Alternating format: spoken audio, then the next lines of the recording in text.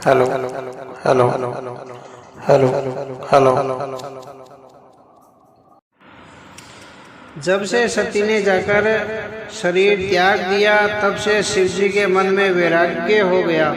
वे सदा श्री रघुनाथ जी का नाम जपने लगे और जहाँ तहाँ श्री रामचंद्र जी के गुणों की कथाएं सुनने लगे।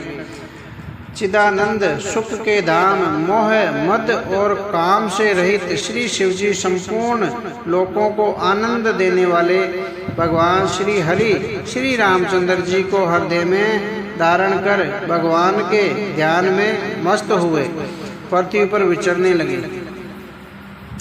वे कहीं मुनियों को ज्ञान का उपदेश करते और कहीं श्री रामचंद्र जी के गुणों का वर्णन करते थे। यद्यपि सुजान श्री शिव जी निष्काम हैं, तो भी वे भगवान अपने भगत सती के वियोग के दुख से दुखी हैं। इस प्रकार बहुत समय बीत गया। श्री रामचंद्र जी के चरणों में नित्य नई प्रीति हो गई। श्री शिव जी के कठोर नियम, अनन्य प्रेम और उनके हृदय में भक्ति की अटल टेक को जब श्री रामचंद्र जी ने देखा, तब कृतज्ञ उपकार करने वाले कृपालु रूप और शील के भंडार महान तेज पुण्य भगवान श्री रामचंद्र जी प्रकट हुए। उन्होंने बहुत तरह से शिव जी की सराहना की और कहा कि आपके बिना ऐसा कठिन व्रत कौन निभा सकता है। श्री रामचंद्र जी ने बहुत प्रकार से श्री शिव जी को समझाया और पार्वती जी का जन्म सुनाया। कृपा निदान श्री रामचंद्र जी ने विस्तार पूर्वक पार्वती जी की अत्यंत पवित्र करनी का वर्णन किया। फिर उन्होंने शिव जी से कहा, हे शिव जी, यदि मुझ पर आपका स्नेह है तो अब जाकर मेरी विनती सुनिए। मुझे यह मांगे दीजिए कि आप जाकर पार्वती जी के साथ विवाह कर लेंगे। शिव जी ने कहा, यद्यपि ऐसा उचित नहीं है, परंतु स्वामी की बात भी मेटी नहीं जा सकती। हे नाथ, मेरा यही परम धर्म है कि मैं आपकी आज्ञा को सिर पर रखकर उसका पालन करूं। माता पिता, गुरु और स्वामी की बात को बिना ही विचार के शुद्ध समझकर करना यानी मानना चाहिए। फिर आप तो सब प्रकार से मेरे परम हितकारी हैं। हे नाथ, आपकी आज्ञा मेरे सिर पर है। शिव जी की भक्ति, ज्ञान और धर्म से युक्त वचन रचना सुनकर प्रभु रामचंद्र जी संतुष्ट हो गए। प्रभु ने कहा, हे हर, आपकी प्रतिज्ञा पूरी हो गई। अब हमने जो कहा है उसे हृदय में रखना। इस प्रकार कहकर श्री रामचंद्र जी अंतर्ध्यान हो गए। शिव जी ने उनकी वह मूर्ति अपने हृदय में रख ली। उसी समय सप्तऋषि शिव जी के पास आए। प्रभु महादेव जी ने उनसे अत्यंत सुहावने वचन कहे। आप लोग पार्वती जी के पास जाकर उनके प्रेम की परीक्षा लीजिए और हिमाचल जी को कहकर उन्हें पार्वती जी को लिवा लाने के लिए भेजिए तथा पार्वती जी को घर भिजवाइए और उनके संदेह को दूर कीजिए। ऋषियों ने वहां जाकर पार्वती जी को कैसी देखा, मानो मूर्तिमान तपस्या ही हो। मुनि बोले, हे शैल कुमारी, सुनो, तुम किस लिए इतना कठोर तप कर रही हो? तुम किसकी आराधना करती हो और क्या चाहती हो? हमने अपना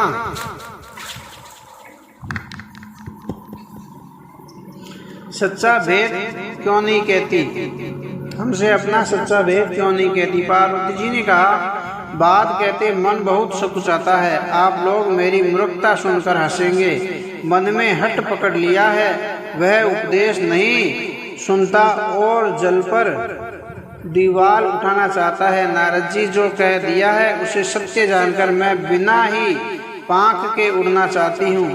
हे मुनिराज, आप मेरा अज्ञान तो देखिए कि मैं सदा शिव जी को ही पति बनाना चाहती हूँ।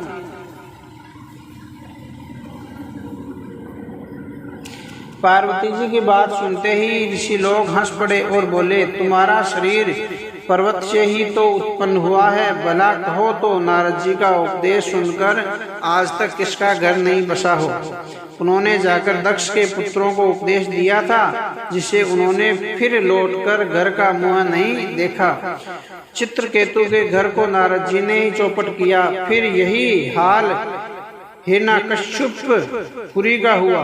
जो स्त्री पुरुष नारद जी की सीख सुनते हैं वे घर बार छोड़कर अवश्य ही भिखारी हो जाते हैं। उनका मन तो कपटी है, शरीर पर भी सज्जनों के चिन्ह हैं। वे सभी को अपने समान बनाना चाहते हैं। उनके वचनों पर विश्वास मानकर तुम ऐसा पति चाहती हो जो स्वभाव से ही उदासीन, गुणहीन, निर्लज्ज, बुरे वेश वाला, नर कपालों की माला पहनने वाला, कुलहीन, बिना घर बार का, नंगा और शरीर पर सांपों को लपेटे रखने वाला है। ऐसे वर के मिलने से कहो तुम्हें क्या सुख होगा। तुम उस ठग यानी नारद के बहकावे में आकर खूब भूली। पहले पंचों के कहने से शिवजी ने सती से विवाह किया था, परंतु फिर उसे त्याग कर मरवा डाला। अब शिवजी को कोई चिंता नहीं रही, भीख मांगकर खा लेते हैं और सुख से सोते हैं। ऐसे स्वभाव से ही अकेले रहने वाले घर भी भला क्या कभी स्त्रियां टिक सकती है। अब भी हमारा कहा मानो, हमने तुम्हारे लिए अच्छा वर विचारा है। वह बहुत ही सुंदर, पवित्र और सुखदायक और सुशील है, जिसका यश और लीला वेद गाते हैं। वह दोषों से रहित, सारे सद्गुणों की राशि, लक्ष्मी का स्वामी और वैकुंठपुरी का रहने वाला है। हम ऐसे वर को लाकर तुमसे मिला देंगे। यह सुनते ही पार्वती जी हंसकर बोली, आपने यह सत्य ही कहा कि मेरा यह शरीर पर्वत से उत्पन्न हुआ है, इसलिए हट नहीं छूटेगा। शरीर भले ही छूट जाए, सोना भी पत्थर से ही उत्पन्न होता है, सो वह जलाए जाने पर भी अपने स्वभाव यानी सुवर्ण को नहीं छोड़ता। अतः मैं नारद जी के वचनों को नहीं छोड़ूंगी, चाहे वह बसे या उजड़े। इसमें मैं नहीं डरती। जिसको गुरु के वचनों में विश्वास नहीं है, उसको सुख और सिद्धि सौपन में भी सुगम नहीं होती। माना कि महादेव जी अवगुणों के भवन हैं और विष्णु समस्त सगुणों के धाम है, पर जिसका मन जिसमें रम गया उसको तो उसी से काम है। हे मुनीश्वरों, यदि आप पहले मिलते तो मैं आपका उपदेश सिर मानकर यानी माथे रखकर सुनती, परंतु अब तो मैं अपना जन्म शिव जी के लिए हार चुकी हूँ। फिर गुण दोषों का विचार कौन करे। यदि आपके हृदय में बहुत ही हठ है और विवाह की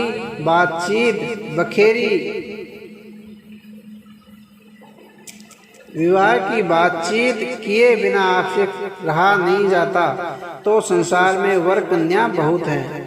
खिलवाड़ करने वालों को आलस्य तो होता नहीं, और कहीं जाकर कीजिए। मेरा तो करोड़ों जन्मों तक यही हट रहेगा कि या तो शिव जी को वरूंगी, नहीं तो कुंवारी ही रहूंगी। स्वयं शिव जी 100 बार कहे तो भी नारद जी के उपदेश को न छोड़ूंगी।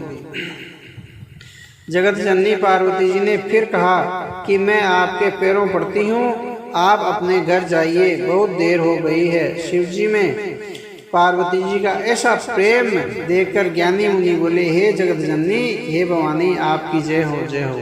आप माया है और शिव जी भगवान हैं। आप दोनों समस्त जगत के माता पिता हैं। यह कहकर मुनि पार्वती जी के चरणों में सिर नवाकर चल दिए। उनके शरीर बार बार पुलकित हो रहे हैं। मुनियों ने जाकर हिमवान को पार्वती जी के पास भेज दिया और वे विनती करके उनको घर ले आए। फिर सप्तऋषियों ने शिव जी के पास जाकर उनको पार्वती जी की सारी कथा सुनाई। पार्वती जी का प्रेम सुनते ही शिव जी आनंद मगन हो गए। सप्तऋषि प्रसन्न होकर अपने घर ब्रह्मलोक को चले गए। तब सुजान शिव जी मन को स्थिर करके श्री रघुनाथ जी का ध्यान करने लगे। उसी समय तारक नाम का असुर हुआ, भुजाओं का बल, प्रताप और तेज बहुत बड़ा था। उसने सब लोक और लोकपालों को जीत लिया। सब देवता सुख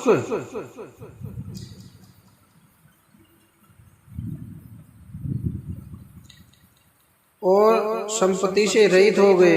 वह अजर अमर था, इसलिए किसी से जीता नहीं जाता था। देवता उसके साथ बहुत तरह की लड़ाइयां लड़ कर हार गए थे। तब उन्होंने ब्रह्मा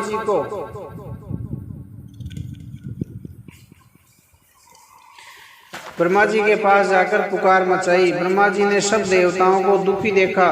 ब्रह्मा जी ने सबको समझाकर कहा, इस दैत्य की मृत्यु तब होगी जब शिव जी से पुत्र उत्पन्न हो। इसको युद्ध में वही जीतेगा। मेरी बात सुनकर उपाय करो, ईश्वर सहायता करेंगे और काम हो जाएगा। सती जी ने जो दक्ष के यज्ञ में देह का त्याग किया था, उन्होंने अब हिमाचल जी के घर जाकर जन्म लिया है। उन्होंने शिव जी को पति बनाने के लिए तप किया है। इधर शिव जी ने सब छोड़ छाड़ कर समाधि लगा बैठे हैं। यज्ञ भी है तो बड़े असमंजस की बात, तथापि मेरी एक बात सुनो। तुम जाकर कामदेव को शिव जी के पास भेजो। वह शिव जी के मन में शोभ उत्पन्न करे, उसकी समाधि भंग करे, तब हम जाकर शिव जी के चरणों में सिर रख देंगे और जबरदस्ती उन्हें राजी करके विवाह करा देंगे। इस प्रकार से भले ही देवताओं का हित हो और तो कोई उपाय नहीं है। सबने कहा, यह संपत्ति बहुत अच्छी है। फिर देवताओं ने बड़े प्रेम से स्तुति की। तब विषम यानी 5 बाण धारण करने वाले और मछली के चिन्ह युक्त ध्वजा वाला कामदेव प्रकट हुआ। देवताओं ने कामदेव से अपनी सारी विपत्ति कही। सुनकर कामदेव ने मन में विचार किया और हंसकर देवताओं से यूं कहा कि शिव जी के साथ विरोध करने में मेरी कुशल नहीं है, तथापि मैं तुम्हारा काम तो करूंगा, क्योंकि वेद दूसरे के उपकारों को परम धर्म कहते हैं। जो दूसरों के हित के लिए अपना शरीर त्याग देते हैं, संत सदा उनकी बड़ाई करते हैं। यो कहा और सबको सिर नवाकर कामदेव ने अपने पुष्प के धनुष को हाथ में लेकर वसंत आदि सहायकों के साथ चला। चलते समय कामदेव ने हृदय में ऐसा विचार किया कि शिव जी के साथ विरोध करने से मेरा मरण निश्चय है। तब उसने अपना प्रभाव फैलाया और समस्त संसार को अपने वश में कर लिया। जिस समय उस मछली के चिन्ह की ध्वजा वाले कामदेव ने कोप किया, उसी समय क्षण भर में ही वेदों की सारी मर्यादा मिट गई। ब्रह्मचर्य, नियम, नाना प्रकार के संयम, धीरज, धर्म, ज्ञान, विज्ञान, सदाचार, जप, योग, वैराग्य आदि विवेक की सारी सेना डरकर भाग गई। विवेक अपने सहायकों सहित भाग गया। उसके योद्धा रणभूमि से पीठ दिखा गए। उस समय वे सब सद्ग्रंथ रूपी पर्वत की कंदराओं में जा छिपे, अर्थात ज्ञान, वैराग्य, संयम, नियम, सदाचारादि ग्रंथों में ही लिखे रह गए। उनका आचरण छूट गया। सारे जगत में खलबली मच गई और सब कहने लगे, हे विधाता, अब क्या होने वाला है? हमारी रक्षा कौन करेगा? ऐसा 2 सिर वाला कौन है जिसके लिए रति के पति कामदेव ने कोप करके हाथ में धनुष बाण उठाया है? जगत में स्त्री पुरुष संज्ञा वाले जितने चर अचर प्राणी थे, वे सब अपनी अपनी मर्यादा छोड़कर काम के वश हो गए। सबके हृदय में काम रूपी इच्छा प्रकट हो गई। लताओं बेलों को देखकर वृक्षों की डालियां झुकने लगी।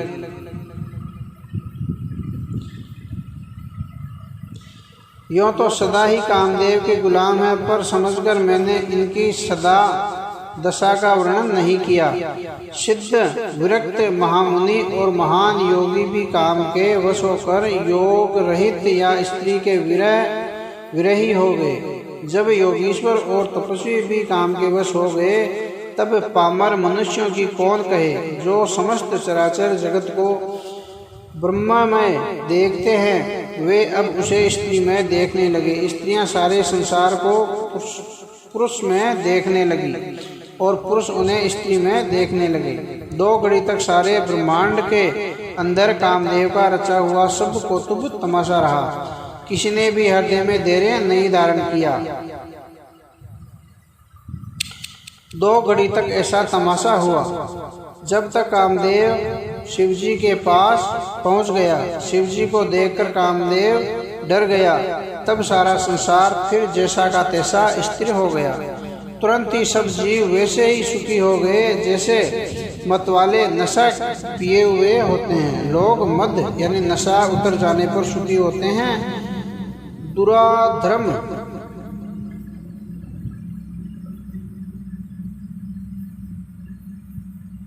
भगवान संपूर्ण ऐश्वर्य, धर्म, यश, श्री, ज्ञान और वैराग्य रूपी 6 ईश्वरीय गुणों से युक्त रुद्र महाभयंकर शिव जी को देखकर कामदेव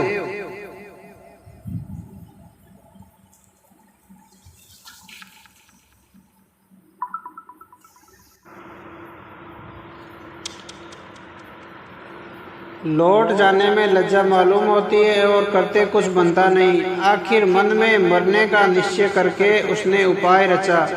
तुरंत ही सुंदर ऋतुराज वसंत को प्रकट किया। फूले हुए नए नए वृक्षों की कतारें सुशोभित हो गई।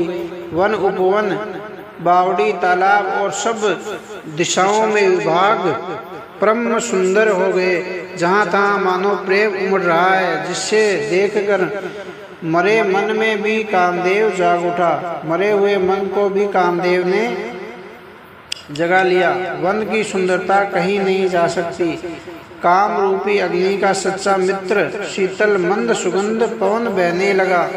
सरोवरों में अनेक कमल खिल गए, जिन पर सुंदर भंवरों के समूह गुंजार करने लगे। राजहंस, कोयल और तोते रसीली बोली बोलने लगे और अप्सराएं गा गा कर नाचने लगी। कामदेव अपनी सेना समेत करोड़ों प्रकार की सब कलाएं उपाय करके हार गया, पर शिवजी की अचल समाधि न डिगी। तब कामदेव क्रोधित हो उठा। आम के वृक्ष की एक सुंदर डाली देखकर मन में क्रोध से भरा हुआ कामदेव उस पर चढ़ गया। उसने पुष्प धनुष पर अपने 5 बाण चढ़ाए और अत्यंत क्रोध से लक्ष्य की ओर ताककर उन्हें कान तक तान लिया।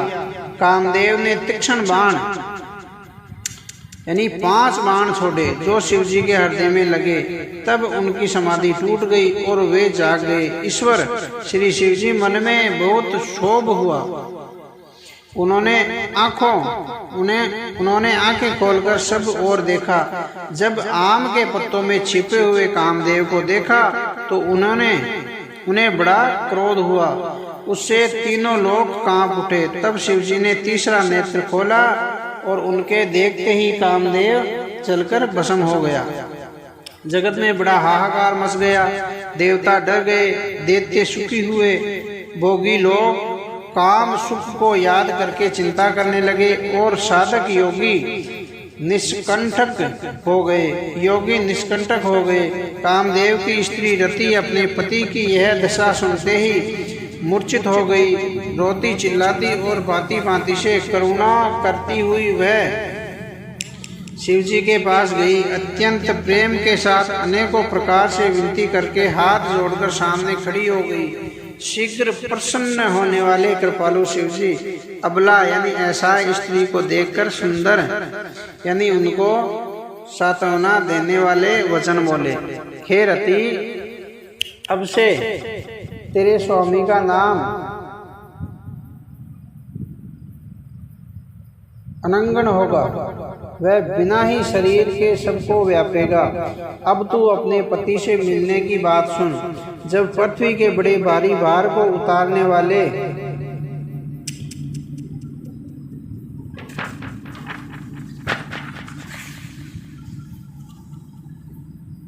द्वापर में यदुवंश में श्री कृष्ण जी का अवतार होगा, तब मेरा पति तब तेरा पति उसके पुत्र प्रद्युम्न के रूप में उत्पन्न होगा। मेरा यह वचन अन्यथा नहीं होगा। शिव जी के वचन सुनकर रति चली गई। अब दूसरी कथा बखान कर विस्तार से कहता हूँ। ब्रह्मादि देवताओं ने यह सब समाचार सुने तो वे वैकुंठ चले। फिर वहाँ से विष्णु और ब्रह्मा सहित सब देवता वहाँ गए जहाँ कृपा के धाम शिव जी थे। उन सब ने शिव जी की अलग अलग स्तुति की। तब शशि भूषण शिव जी प्रसन्न हो गए। कृपा के समुद्र शिव जी बोले, हे देवताओं, कहिए आप किस लिए आए हैं। ब्रह्मा जी ने कहा, हे प्रभु, आप अंतर्यामी हैं, तथापि हे स्वामी, भक्तिवश में आपसे विनती करता हूँ। हे शंकर, सब देवताओं के मन में ऐसा परम उत्साह है कि हे नाथ, वे अपनी आंखों से आपका विवाह देखना चाहते हैं। हे कामदेव के मद को चूर करने वाले, आप ऐसा कुछ कीजिए जिससे सब लोग इस उत्सव को नेत्र भर कर देखें। हे कृपा के सागर, कामदेव को प्रसन्न करके आपने रति को जो वरदान दिया सो बहुत ही अच्छा किया। हे नाथ, श्रेष्ठ स्वामियों का यह सहज स्वभाव ही है कि वे पहले दंड देकर फिर कृपा किया करते हैं। पार्वती जी ने अपार तप किया है, अब उन्हें अंगीकार कीजिए। ब्रह्मा जी की प्रार्थना सुनकर और प्रभु श्री रामचंद्र जी के वचनों को याद करके श्री शिव जी ने प्रसन्नतापूर्वक कहा, ऐसा ही हो। तब देवताओं ने नगाड़े बजाए और फूलों की वर्षा की। देवताओं के स्वामी की जय हो, ऐसा कहने लगे। उचित अवसर जानकर सप्तऋषि आए और ब्रह्मा जी ने तुरंत ही उन्हें हिमाचल जी के घर भेज दिया। वे पहले वहां गए थे जहां पार्वती जी थी और उनसे छल से भरे मीठे विनोद युक्त आनंद पहुंचाने वाले वचन बोले। नारद जी के उपदेश से तुमने उस समय हमारी बात नहीं सुनी। अब तो तुम्हारा प्रण झूठा हो गया, क्योंकि महादेव जी ने कामदेव को ही भस्म कर डाला।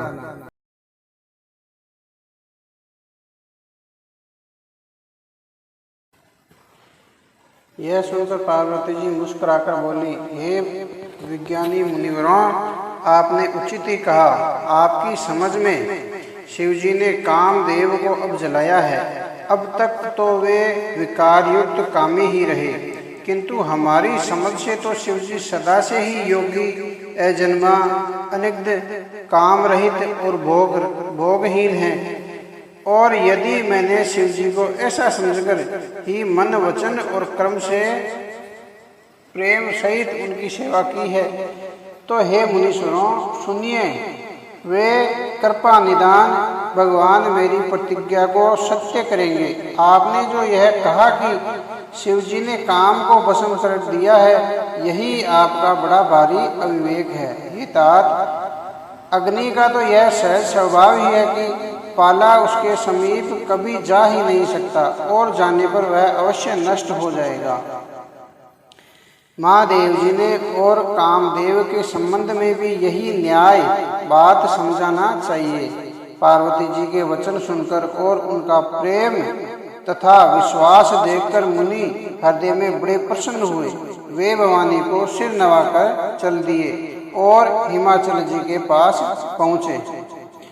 उन्होंने पर्वतराज हिमाचल जी को सब हाल सुनाया।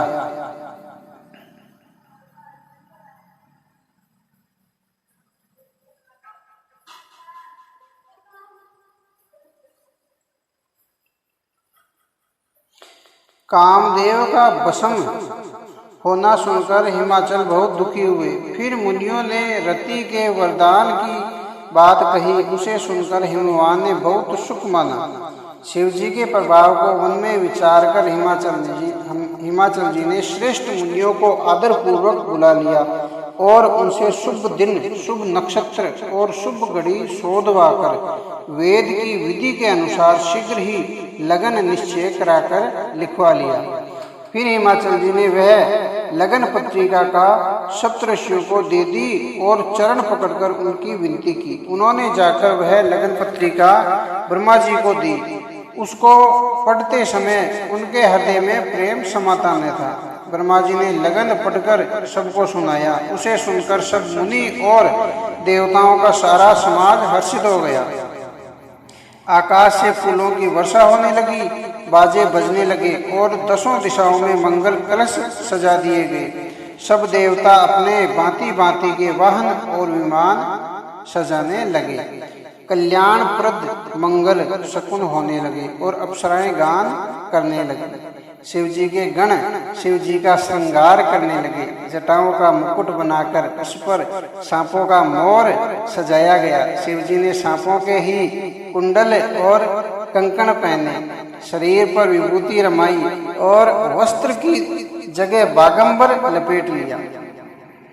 शिव जी के सुंदर मस्तक पर चंद्रमा, सिर पर गंगा जी और 3 नेत्र, सांपों का जनेऊ, गले में विष और छाती पर नरमुंडों की माला थी।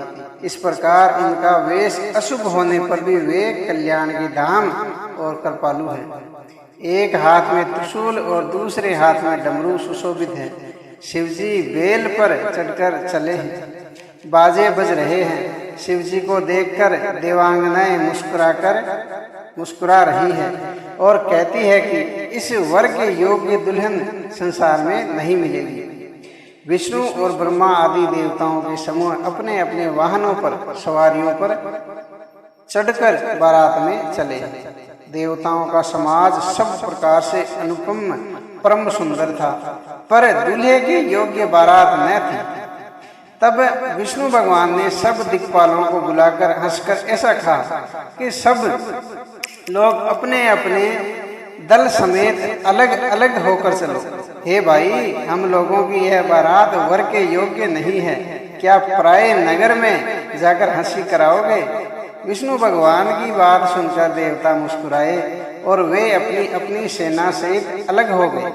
महादेव जी यह देखकर मन ही मन मुस्कुराते हैं कि विष्णु भगवान के व्यंग्य वचन यानी दिल लगी नहीं छूटते।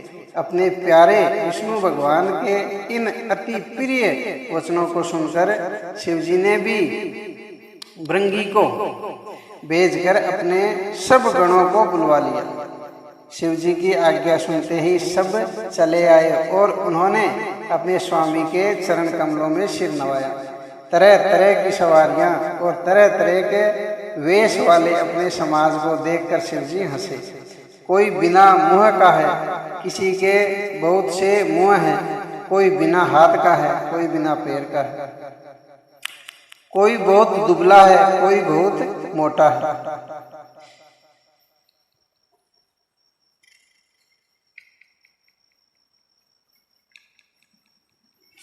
भांति भांति के कौतुक तमाशे होते जाते हैं। इधर हिमाचल जी ने ऐसा विचित्र मंडप बनाया कि जिसका वर्णन नहीं हो सकता। जगत में जितने छोटे बड़े पर्वत थे जिनका वर्णन करके पार नहीं मिलता, तथा जितने वन, समुद्र, नदियां और तालाब थे, हिमाचल जी ने सबको नेता भेजा। वे सब अपने इच्छा अनुसार रूप धारण करने वाले सुंदर शरीर धारण कर सुंदरी स्त्रियों और समाज के साथ हिमाचल जी के घर आए। सभी स्नेह सहित मंगल गीत गाते हैं। हिमाचल जी ने पहले से ही बहुत से घर सजवा रखे थे। यथा योग्य उन स्थानों में सब लोग उतर गए।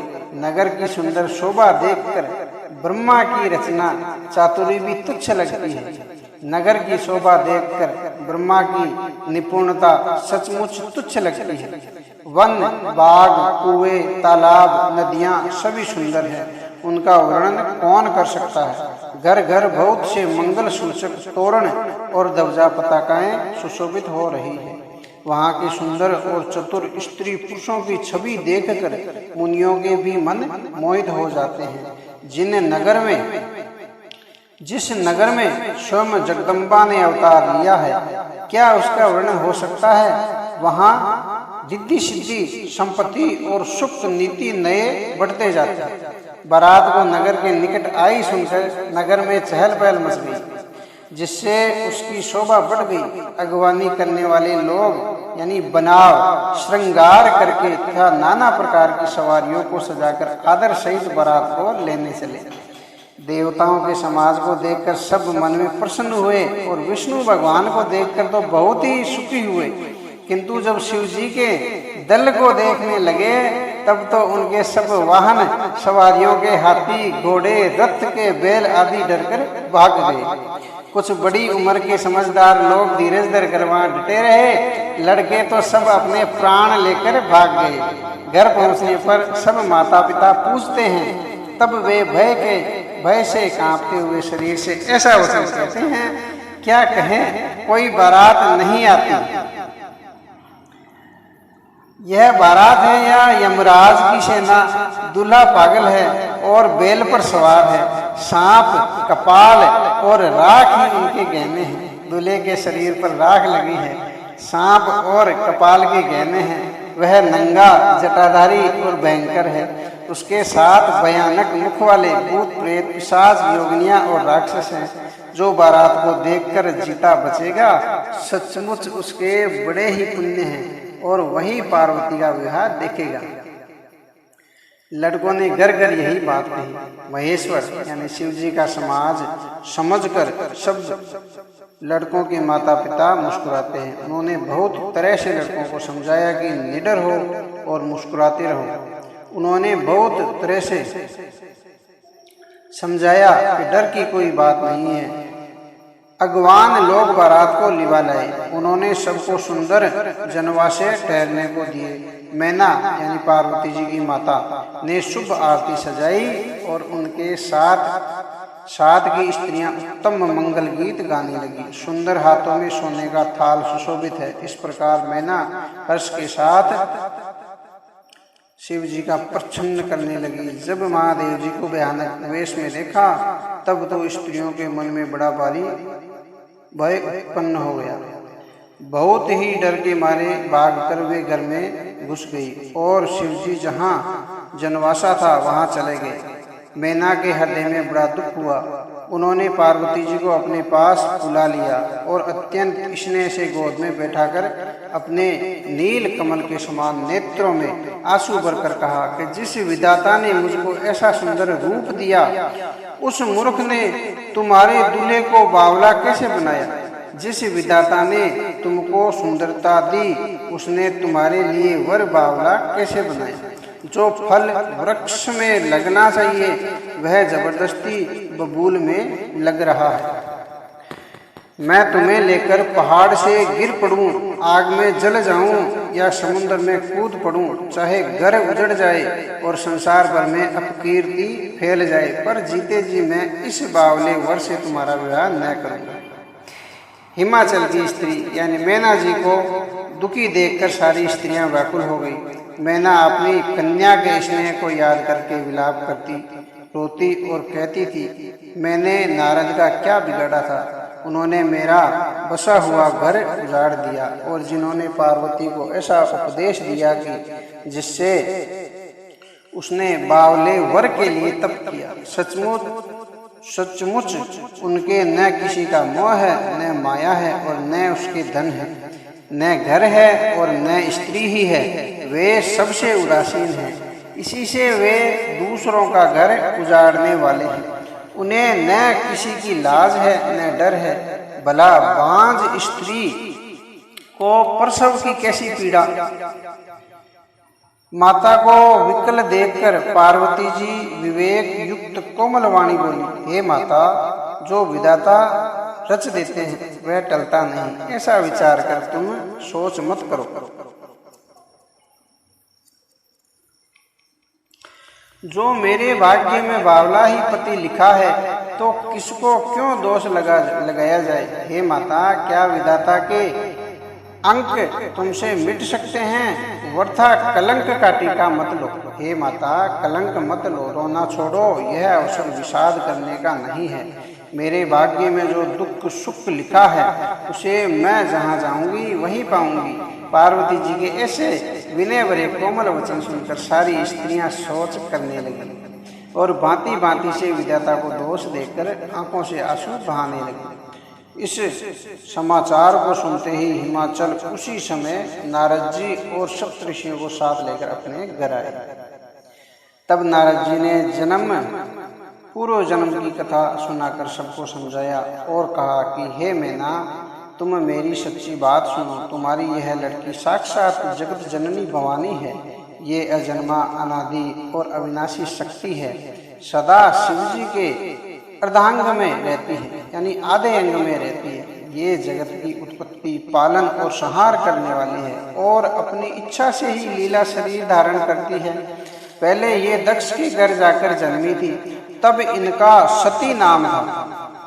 बहुत सुंदर शरीर पाया था। वहां भी सती शंकर जी से ही ब्याही गई थी। यह कथा सारे जगत में प्रसिद्ध है। एक बार उन्होंने शिव जी के साथ आते हुए राह में रघुकुल रूपी कमल के सूर्य श्री रामचंद्र जी को देखा। तब इन्हें मोह हो गया और इन्होंने शिव जी का कहना न मानकर ब्रह्मवश सीता जी का वेश धारण कर लिया। सती जी ने जो सीता का वेश धारण किया, उसी अपराध के कारण शंकर जी ने उनको त्याग दिया। फिर शिव जी के वियोग में ये अपने पिता के यज्ञ में जाकर वहीं योगाग्नि में भस्म हो गई। अब इन्होंने तुम्हारे घर में जन्म लेकर अपने पति के लिए कठिन तप किया है, ऐसा जानकर संदेह छोड़ दो। पार्वती जी तो सदा ही शिव जी के लिए प्रिया अर्धांगिनी है। तब नारद के वचन सुनकर सबका विषाद मिट गया और क्षण भर में यह समाचार सारे नगर में घर घर में फैल गया। तब मैना और हिमवान आनंद में मगन हो गए और उन्होंने बार बार पार्वती के चरणों की वंदना की। स्त्री, पुरुष, बालक, युवा और वृद्ध, नगर के सभी लोग बहुत प्रसन्न हुए। नगर में मंगल गीत गाए जाने लगे और सबने भांति भांति के सुवर्ण कलश सजाए। पाक शास्त्र में जैसा रीति है उसके अनुसार अनेक भांति की जोनार हुई, यानी रसोई बनी।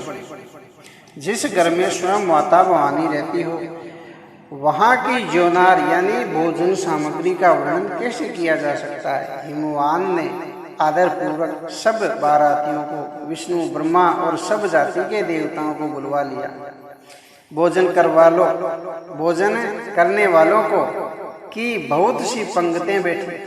चतुर रसोइये परोसने लगे। स्त्रियों की मंडलियां देवताओं को भोजन करते जानकर कोमल वाणी से गालियां देने लगी। सब सुंदरी स्त्रियां मीठे स्वर में गालियां देने लगी और व्यंग भर के वचन सुनाने लगी। देवगण विनोद सुनकर बहुत सुख अनुभव करते हैं, इसलिए भोजन करने में बड़ी देर लगा रहे हैं। भोजन के समय जो आनंद बढ़ा वह करोड़ों मुख से भी नहीं कहा जा सकता। भोजन कर चूकने पर सबके हाथ मुंह धुलवाकर पान दिए गए। फिर सब लोग जो जहां ठहरे थे वहां चले गए। फिर मुनियों ने लौटकर हिमवान को लगन पत्रिका सुनाई और विवाह का समय देखकर देवताओं को बुलावा भेजा। सब देवताओं को आदर सहित बुलवा लिया और सबको यथा योग्य आसन दिए। वेद की रीति से वेदी सजाई गई और स्त्रियां सुंदर श्रेष्ठ मंगल गीत गाने लगी। वेदिका पर एक अत्यंत सुंदर दिव्य सिंहासन था, जिसकी सुंदरता का वर्णन नहीं किया जा सकता, क्योंकि वह स्वयं ब्रह्मा जी का बनाया हुआ था। ब्राह्मणों को सिर नवाकर और हृदय में अपने स्वामी श्री रघुनाथ जी का स्मरण करके शिव जी उस सिंहासन पर बैठ गए। फिर मुनीश्वरों ने पार्वती जी को बुलवाया। सखियां श्रृंगार करके उन्हें ले आई। पार्वती जी के रूप को देखकर ही सब देवता मोहित हो गए। संसार में ऐसा कवि कौन है जो उस सुंदरता का वर्णन कर सके। पार्वती जी को जगदम्बा और शिव जी की पत्नी समझकर देवताओं ने मन ही मन प्रणाम किया।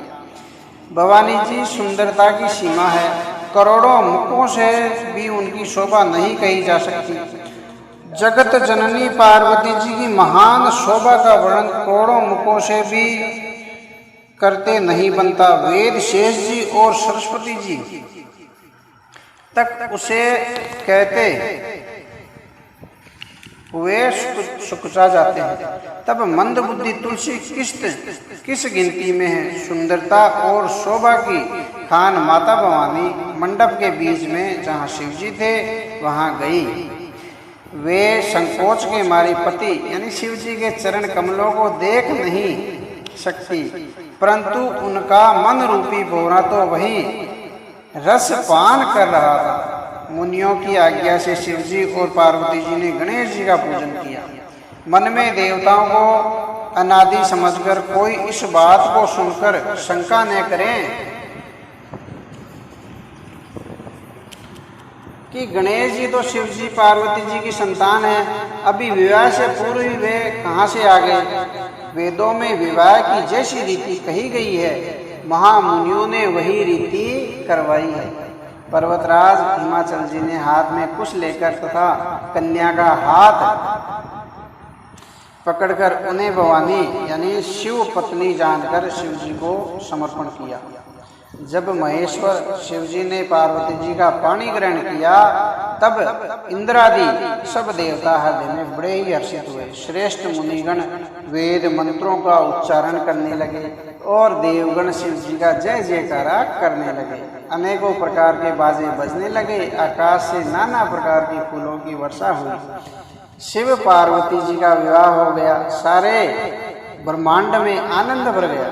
दासी दास रथ घोड़े हाथी गायें वस्त्र और मणि आदि अनेक प्रकार की चीजें अन्न तथा सोने के बर्तन गाड़ियों में लदवाकर दहेज में दिए, जिनका वर्णन नहीं हो सकता। बहुत प्रकार का दहेज देकर फिर हाथ जोड़कर हिमाचल जी ने कहा, हे शंकर जी, आप पूर्ण काम हैं, मैं आपको क्या दे सकता हूँ। इतना कहकर वे शिव जी के चरण कमल पकड़कर रह गए।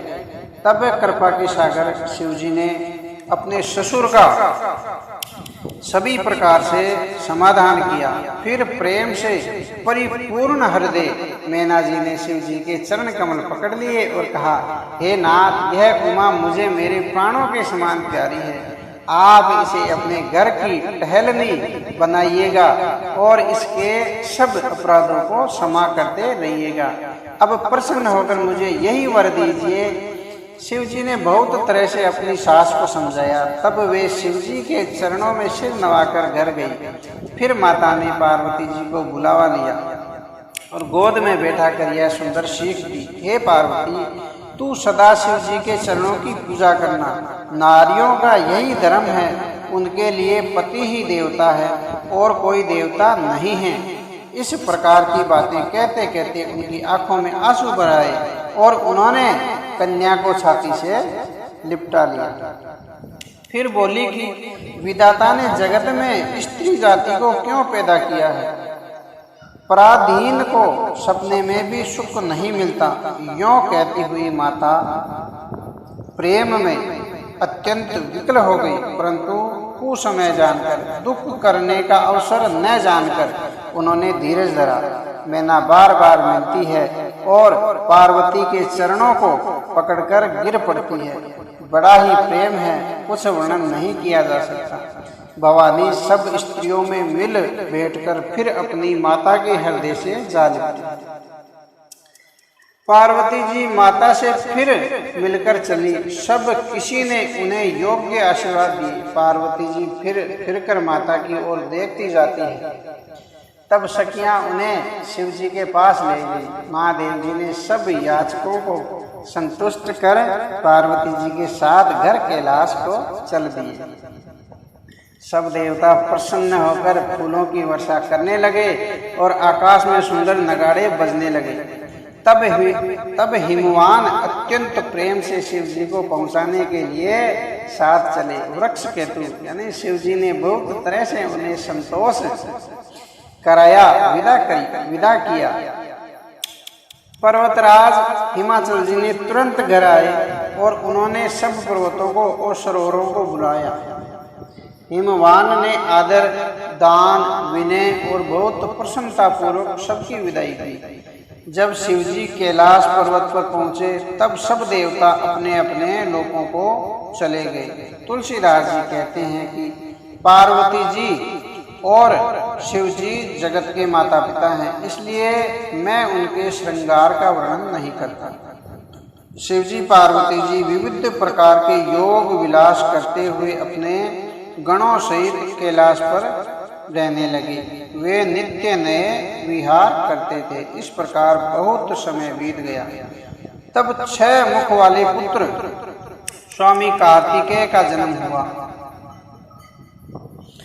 उन्होंने बड़े होने पर युद्ध में तारकासुर को मारा।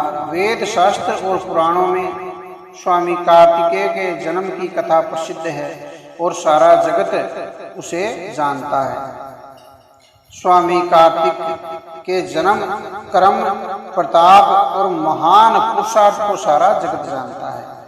इसलिए मैंने वृक्ष केतु यानी शिव जी के पुत्र का चरित्र संक्षेप में ही कहा है। शिव पार्वती के विवाह की इस कथा को जो स्त्री पुरुष कहेंगे और गाएंगे, वे कल्याण के कार्यों और विवाह आदि मंगलों में सदा सुख पावेंगे।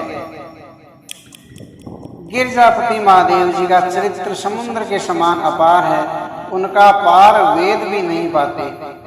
तब अत्यंत मंद बुद्धि और गवार तुलसीदास उसका वर्णन कैसे कर सकता है। शिव जी के रसीले और सुहावने चरित्र को सुनकर मुनि भारद्वाज जी ने बहुत ही सुख पाया। कथा सुनने की उनकी लालसा बहुत बढ़ गई। नेत्रों में जल भर आया और रोमावली खड़ी हो गई। वे प्रेम में मुग्ध हो गए और मुख से वाणी नहीं निकलती। उनकी यह दशा देखकर ज्ञानी मुनि याज्ञवल्क्य बहुत प्रसन्न हुए और बोले, हे मुनीश्वर, हा, तुम्हारा यह जन्म धन्य है। तुमको गौरीपति शिव जी प्राणों के समान प्रिय हैं। शिव जी के चरण कमलों में जिनकी प्रीति नहीं है, वे श्री रामचंद्र जी को सौंपन में भी अच्छे नहीं लगते। विश्वनाथ श्री शिव जी के चरणों में निष्कपट विशुद्ध प्रेम होना, यही राम भगत का लक्षण है। शिव जी के समान रघुनाथ जी की भक्ति का व्रत धारण करने वाले कौन हैं। उन्होंने बिना ही पाप के सती जैसी स्त्री को त्याग दिया और प्रतिज्ञा करके श्री रघुनाथ जी की भक्ति को दिखा दिया। हे भाई, श्री रामचंद्र जी को शिव जी के समान और कौन प्यारा है।